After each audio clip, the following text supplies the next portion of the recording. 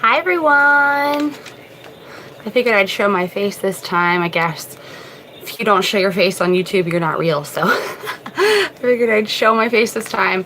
I know I'm a minute late here, so I just want to give people some time to get on. I just wanted to do another live today about, I have some notes here. Let's see, I just kind of wanted to talk about some of the things that's going on in Kentucky right now. There's some interesting things going on in Kentucky as far as a few different people missing that are along the same lines. So it's pretty interesting. I just figured we'd talk about that a little bit today. It looks like the first person that we have that I really wanted to talk about and actually made me find the other two people is Savannah Spurlock. So Savannah Spurlock has been missing from Kentucky. Around the Lexington, she's from the Richmond area in Kentucky, but she drove her mother's car to a friend's house, and then her and her friends drove to Lexington in her friend's car. So her mother's car was left, it appears like in Richmond or maybe at her friend's house or something. And her and two friends went to a bar. They went to, I can't remember, I didn't have it written down here. But they went to some bar, and she was seen leaving with two guys. So they've identified a third person that she might have been with as well. She called her mom.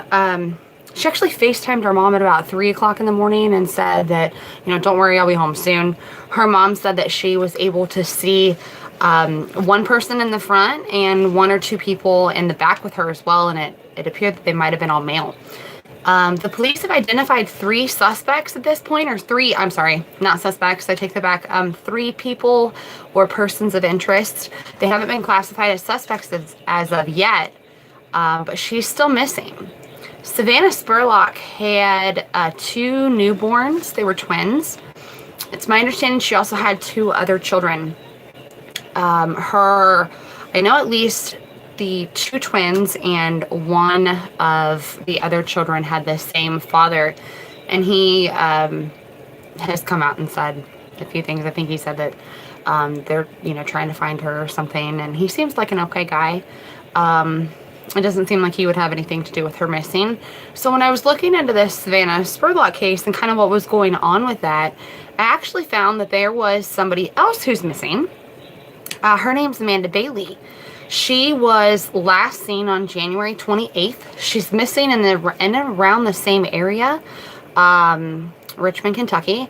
It appears that she was last seen 2 days ago at Lake Reba. I'm not familiar with the area, so I'm not exactly sure where Lake Reba is, but it appears that she was last with her ex. Her ex-boyfriend is also her child's father. So she has a child as well. She was last seen, like I said, at this lake, and the ex or the child's father said that they actually got into an argument. She threw her phone into the pond and she walked off. Seems a little sketchy to me, a little interesting here. So, it's interesting that there's, some very similar instances where both of these females at the time, pictures I have seen, were blonde. They both had kids, both missing from around the same area, also kind of around the same time frame. Savannah Spurlock's been missing for a little bit longer than Amanda Bailey has been, but Amanda Bailey's been missing for a while as well.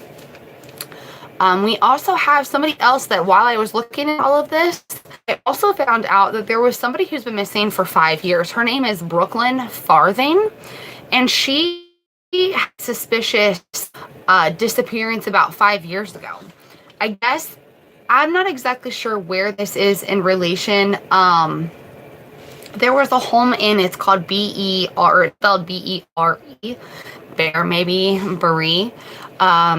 And I guess at one point, I don't know if it was before she went missing or after she went missing, and there was an investigation at the house, and some of her belongings were found at this house. She has not been found, and it's been 5 years. So I know that case is a little bit longer. I mean, that case been, years ago compared to these. We have the Amanda who's only been missing for a couple days, and Savannah. Any thoughts? I mean, what's going on in Kentucky right now? It seems like maybe the Richmond area Lexington area, wherever Bree is. I'm not sure what's going on, but we saw of Brookelyn Farthing as well. She was a blonde. I don't think she had any kids though, so I think that's a little different compared to the other two. But those are, I mean, they're just some disappearance that I found really interesting. And one thing else too that I wanted to point out, that there is currently, or there was a search that was actively happening today for in the disappearance of Amanda Bailey. It appears that they were searching that pond or that area, maybe Lake Reba, where she was last seen. The search concluded, if I remember correctly, at about 6:30, and also they couldn't see. It was getting really dark. So I'm hoping that they find these missing women. I mean, at least the two have kids. Their families have come out and said, like, they would never just go missing. They would never disappear. Now, the one, Brookelyn Farthing, I've kind of read too much into this. I mean, I literally just found out about her right before I came on this live. But I did read a comment. I found out about all of these missing, the Amanda Bailey and Brookelyn Farthing. I found them both from the Spurlock missing page on Facebook. And so when I was looking at this information, I saw the Brookelyn Farthing, and I read a few comments, and maybe I misinterpreted them or misconstrued them, but it seemed like at least at one point maybe they thought that she might have left on her own will, or that she might come back. I'm not exactly sure, one, what's going on with my hair, but two, I'm not exactly sure what led them to believe that. I've also kind of had some comments that maybe about Savannah Spurlock, that some people might, as she is, they're just not exactly to give information right now. I know a lot of times in the nations, the cops are going to keep, and law enforcement agencies are going to keep as much information to themselves as they can for as long as they can. Some of the information that they're going to keep is going to be identifying information that only the suspect, or maybe if she was missing, maybe the kidnapper, or if something has unfortunately happened to them, they are going to keep some of that information scarce. That way they can confirm, they can ask questions. When they're doing interviews and interrogations, they don't want some of these people to get information in the news. They want, when some of these key things come up in their interviews and in interrogations, then it's kind of like hitting the nail on the head. If they're putting out too much information into the media and they're releasing too much information, then it's hard for them to confirm what's accurate or not. I don't know if you are familiar, if you're on here and, you know, into true crime, you're probably familiar with the JonBenet Ramsey case.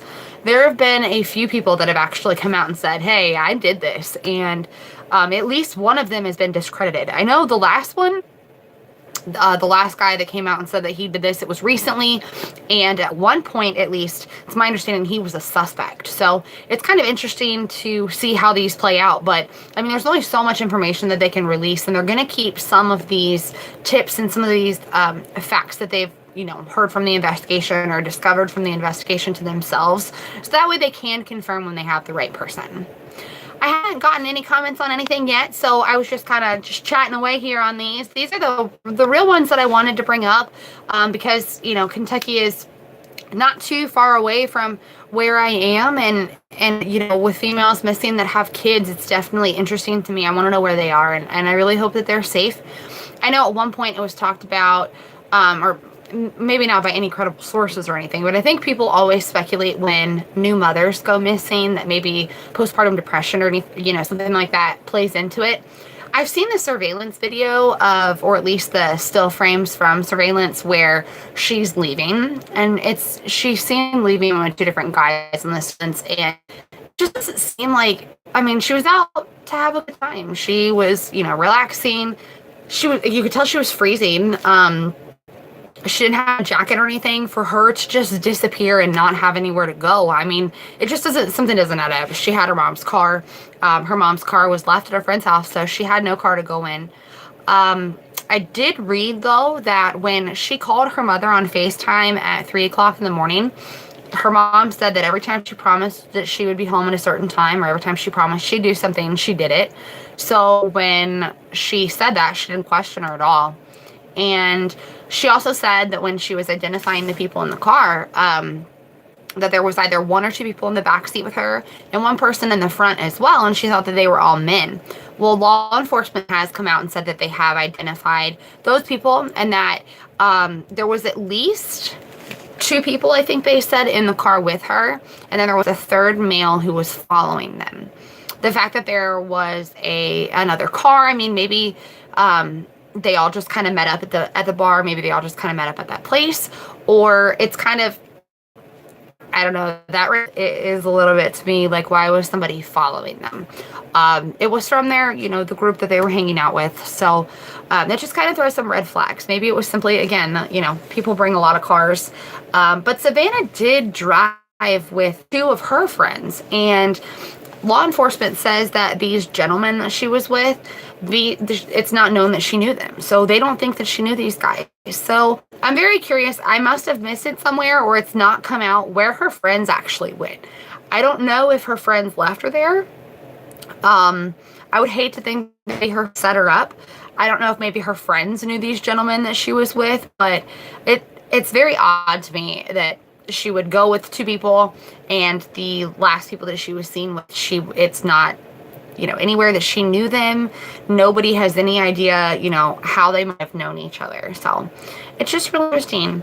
So I'm up to date with some of these top stories that we've kind of covered over the last few episodes. I know I've gotten some more requests to do some Chris Watts videos. Some people are a little over them. They're saying they're kind of played out. What else could we hear about them, learn, about the case? Honestly, there's so much that's out there. A lot of the specifics I've had requests for are for video, kind of like depicting videos, and it's a lot of the neighbor surveillance. So some of those things here sometime and depict those. I have gone through and watched, there's been some people with jeans that are in surveillance videos by his truck, and people also been talking about shadows and things like that. So I want to go back through, I want to look at them. People are, they either like it or they hate it. That's completely up to you. I totally understand. If there's any cases or anything that you ever want for us to explore, let me know. Again, these are just the ones that I wanted to talk with today, because 2 of them are actually currently, and the other one is kind of missing from a relative area, but the circumstances are similar, but they are different, and it did happen 5 years ago.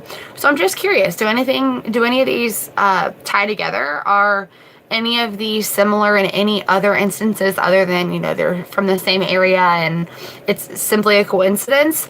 I don't know. It depends on who you listen to and what you believe in coincidences, but I guess only time's going to tell. I really hope that these ladies are safe, and I really hope we get some updates soon. Please shoot us a message. Make sure that you subscribe, that you can get updates for any of our new updated videos that we're going to come out with. We're going to try and do at least 1 or 2 lives a week. We might have some slideshows and things to go over, and stay tuned, because we're also going to be coming up with the Crystal Rogers. She also, it's Bard, Kentucky, but she was missing and still is missing from Bardesville, Kentucky. So all of this is, again, the Crystal Rogers. We're going to do a pretty in-depth podcast and series on her. So we're going to do a few episodes and see if maybe we can come up with something. If you have any comments, feedback, questions, anything like that, make sure that you drop us a line. Again, subscribe, and you can follow us on any of the social media platforms: Twitter, Instagram, Facebook, all that good stuff. Thanks, guys.